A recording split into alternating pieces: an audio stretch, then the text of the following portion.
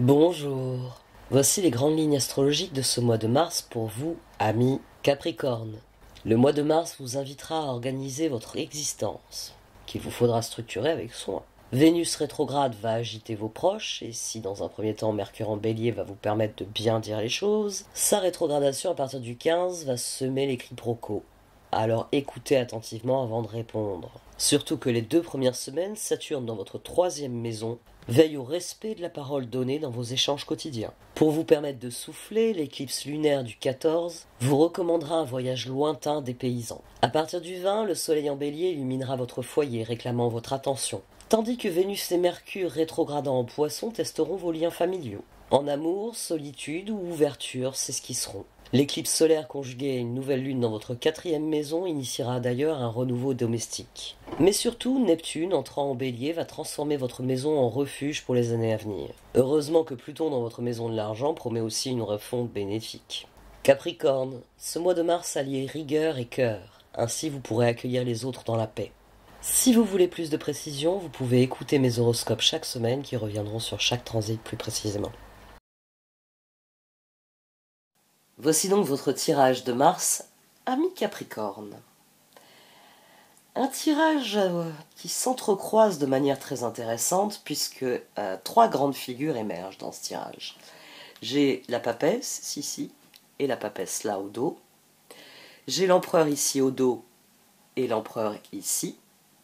J'ai le roi d'épée ici et ici au centre.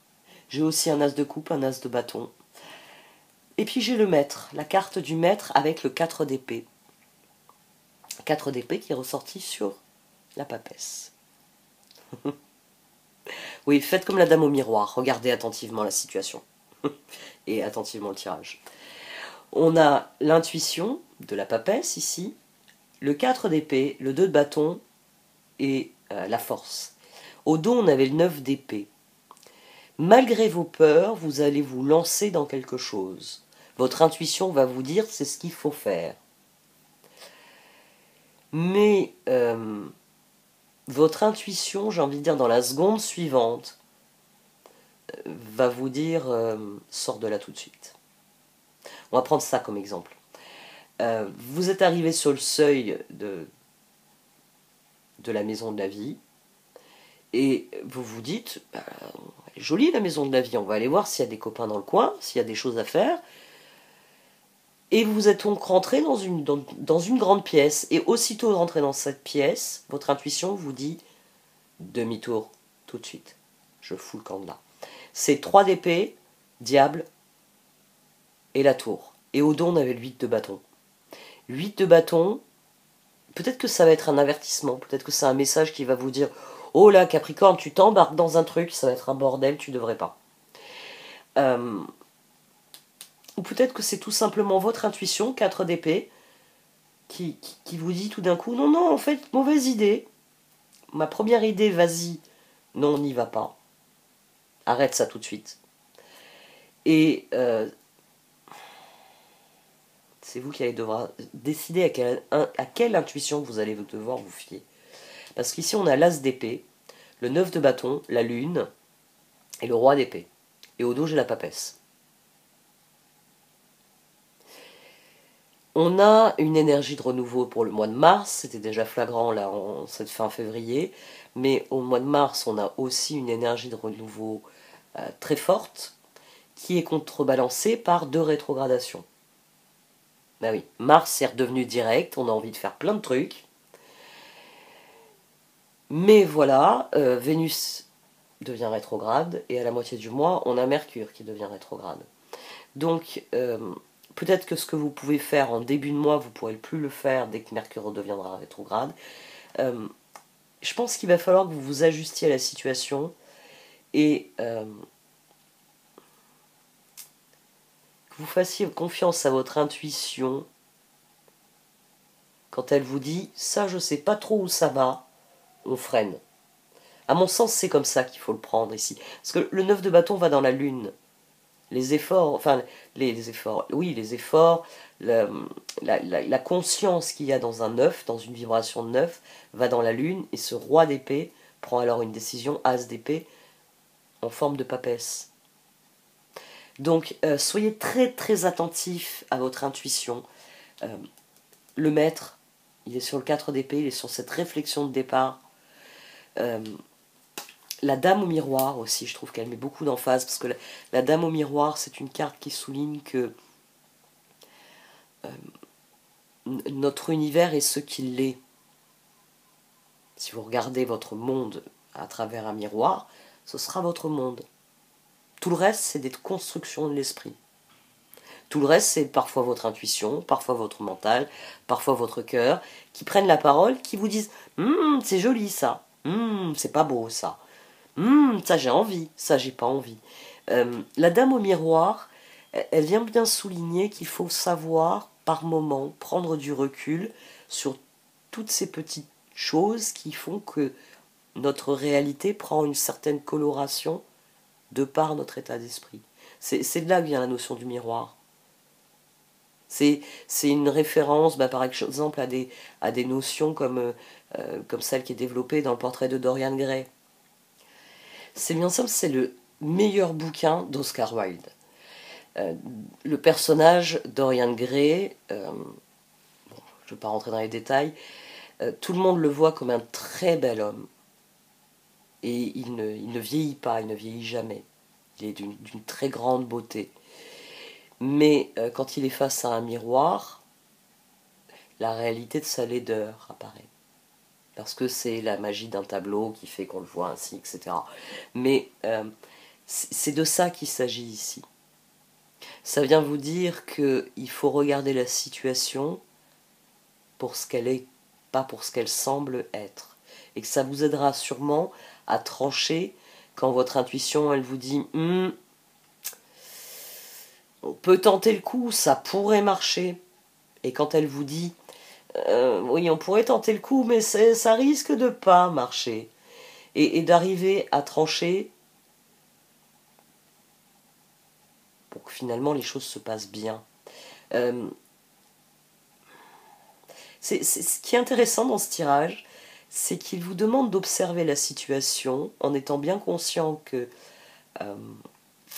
votre intuition peut vous dire vas-y, puis la seconde d'après vous dire arrête-toi, et qu'il faudra vous en remettre aux circonstances finalement pour décider si vous continuez ou si vous arrêtez. Mais la ligne d'en dessous, j'ai eu le 6 de pentacle au dos de ces deux positions. Et j'ai surtout là la reine de bâton, le monde et l'as de coupe. C'est comme si le fait de ne pas vous lancer dans les projets parce que justement vous avez un doute, ouh là là, est-ce que je me lance dans ce truc-là? Ça va me demander beaucoup d'énergie et je ne suis pas sûre que les résultats y seront. C'est comme si le fait de renoncer à certains projets, reine de bâton, monde, as de coupe, vous permettait d'initier de nouvelles choses dans vos relations. Ben oui, parce que vous n'êtes pas occupé à gravir votre sempiternelle montagne, mais que vous prenez du bon temps dans la salle commune de la maison de la vie, ben ça va être sympa. Il va y avoir de la musique, il va y avoir des danses, vous allez bien rigoler. Et c'est d'ailleurs confirmé ici par la roue, le roi d'épée et l'as de bâton. Un peu comme si le fait de décider de ne pas se lancer dans l'inconnu, d'écouter votre intuition qui vous dit je vais peut-être être pris au piège de quelque chose, parce que ici votre intuition, oui, elle vous fait réaliser que si je reste dans cette pièce, ça va peut-être pas bien se passer. Non, c'est pas le genre d'ambiance qui me plaît. Tant pis. J'ai voulu tenter. Au revoir messieurs, je m'en vais. Et du coup, vous allez dans un meilleur... J'ai envie de dire, oui, vous allez dans un meilleur environnement. Où vous tournez, oui, vers 6 de pentacle. C'est les personnes avec lesquelles on entretient des relations suivies. C'est les relations dans lesquelles on s'investit. Ouais, peut-être le fait de passer un coup de fil à quelqu'un en disant « Bon, écoute, mon emploi du temps, il s'est pas mal libéré cette semaine parce que finalement, le projet que j'avais dans l'idée, je préfère attendre encore un peu avant de le mettre en œuvre. Qu'est-ce que tu aurais à me proposer ?» En tout cas, la roue tourne après la fin de quelque chose. Et j'aurais tendance à penser que c'est les fois où vous écouterez votre intuition en vous disant « Non, c'est pas le bon moment pour me lancer là-dedans. Voyons plutôt ce que les autres ils ont prévu de faire aujourd'hui. » En tout cas, il y a un as de bâton. Et surtout ici, on a le 3 de bâton, le chevalier d'épée, l'empereur, le chevalier de bâton, et puis j'ai eu la reine cygne. La reine cygne, c'est une transformation. Ici, c'est un état... on est un peu dans la position du pendu, c'est-à-dire qu'on observe une situation. Et on l'observe de manière à la voir dans toute sa réalité. Qu'elle soit belle ou laide. Dans la reine cygne, la notion de transformation, on vient mettre en œuvre les changements qu'on estime nécessaires pour faire évoluer la situation dans la bonne direction. Donc ici, on a une carte qui est relativement passive. Par contre, là, on a une carte qui crée quelque chose de bénéfique. Et c'est entièrement cette ligne-ci.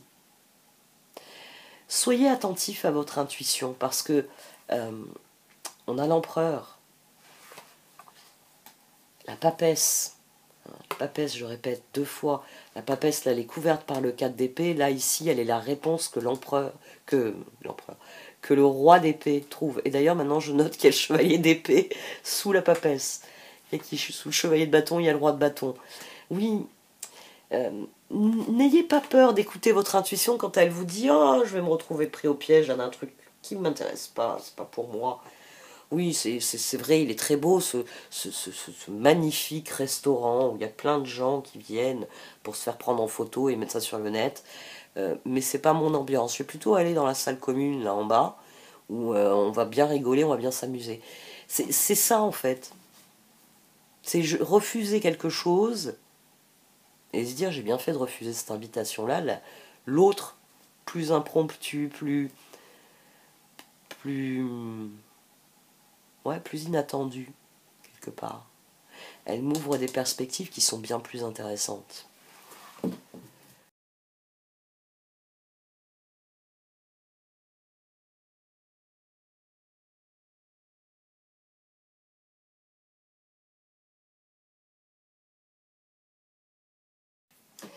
All That Glitters était au dos de la ligne ici.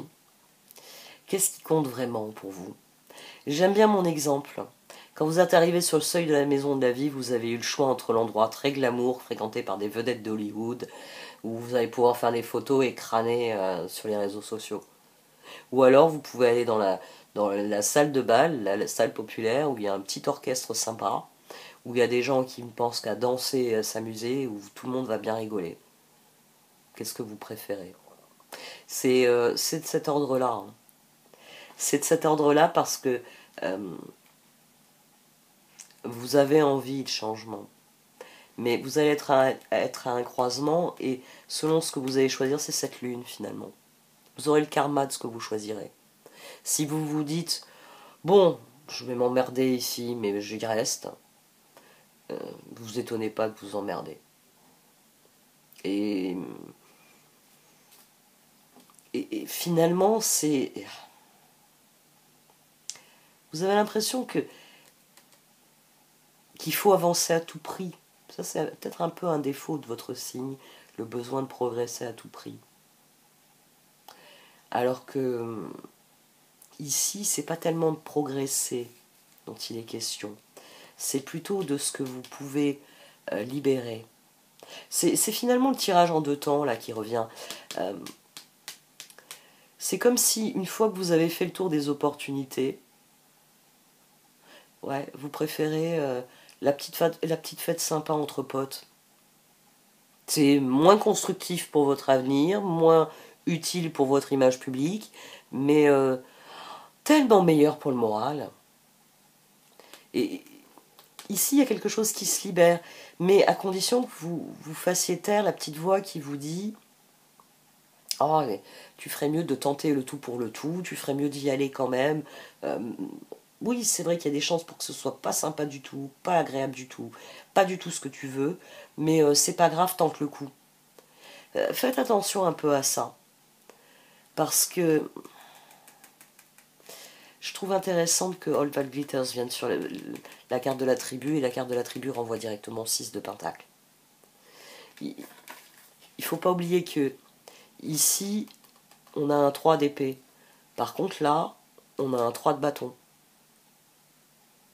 C'est comme si le fait C'est comme si les cartes, elles vous disaient, plutôt que de te lancer dans l'inconnu pour une soirée, enfin, une soirée, ça c'est mon exemple, pour cette aventure dont ton intuition te dit, bon, est-ce que ça en vaut vraiment la peine? Ah oui, c'est nécessaire, je ne peux pas faire autrement, il faut que je le fasse, etc. Hein, la notion de diable. Est-ce qu'il vaudrait mieux pas miser sur quelque chose de moins adapté peut-être, mais qui te permet d'être réellement toi-même, parce que c'est ce qu'on a à la fin. 3 de bâton, chevalier d'épée, empereur. C'est-à-dire vous redevenez maître du jeu. Ce chevalier de bâton, il peut aller où il veut. Vous avez une solution pour faire avancer les choses. Mais elle n'est pas venue de là où vous avez au départ l'intuition que ça viendra. Il y a quelque chose ici de contre-intuitif à comprendre. On a la gardienne des balances. L'équilibre, quoi qu'il arrive, sera restauré. Et quand je tirais les cartes d'oracle, quand je les brassais, ce qui m'est venu aussi à l'esprit, c'est qu'il ne faut pas oublier que parfois, quand on fait, enfin parfois, toujours quand on ferme une porte, il y en a une autre qui s'ouvre. Mais c'est la raison pour laquelle, quand on refuse une opportunité, d'autres opportunités se présentent. C'est le flux de la vie. Et c'est peut-être ça qu'il vous faut admettre aussi. C'est que face aux opportunités, s'il n'y en a aucune qui vous tente, allez passer du temps avec vos amis, vous dit ce tirage. Allez passer du temps avec votre réseau, parce que le 6 de Pentacle, c'est ça, c'est toutes les personnes avec lesquelles nous sommes en relation.